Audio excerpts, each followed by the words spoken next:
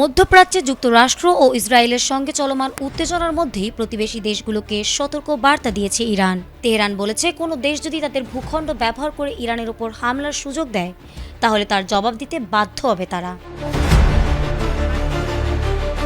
রাষ্ট্রীয় টেলিভিশনে দেওয়া বক্তব্যে ইরানের প্রেসিডেন্ট মাসুদ পেজেশকিয়ান বলেছেন, প্রতিবেশী কোনো দেশ থেকে তেহরানে হামলা বা আগ্রাসনের চেষ্টা হলে ইরান অবশ্যই প্রতিক্রিয়া জানাবে।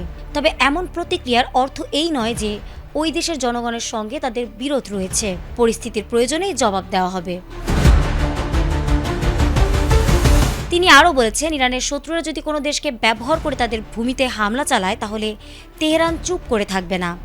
নিজেদের নিরাপত্তা রক্ষার জন্য প্রয়োজনীয় পদক্ষেপ নেবে ইরান। এর আগে শনিবার উপসাগরীয় কয়েকটি প্রতিবেশী দেশের কাছে দুঃখ প্রকাশ করেছিলেন পেজেশকিয়ান, কারণ ওই দেশগুলোতে যুক্তরাষ্ট্রের সামরিক ঘাঁটি থাকায় সেখানে হামলা চালানোর ঘটনা ঘটেছে। তবে তার ওই মন্তব্য ইরানের ভেতরেই বিতর্ক সৃষ্টি করে এবং সেনাবাহিনীর পক্ষ থেকেও ভিন্ন ধরনের ইঙ্গিত পাওয়া যায়।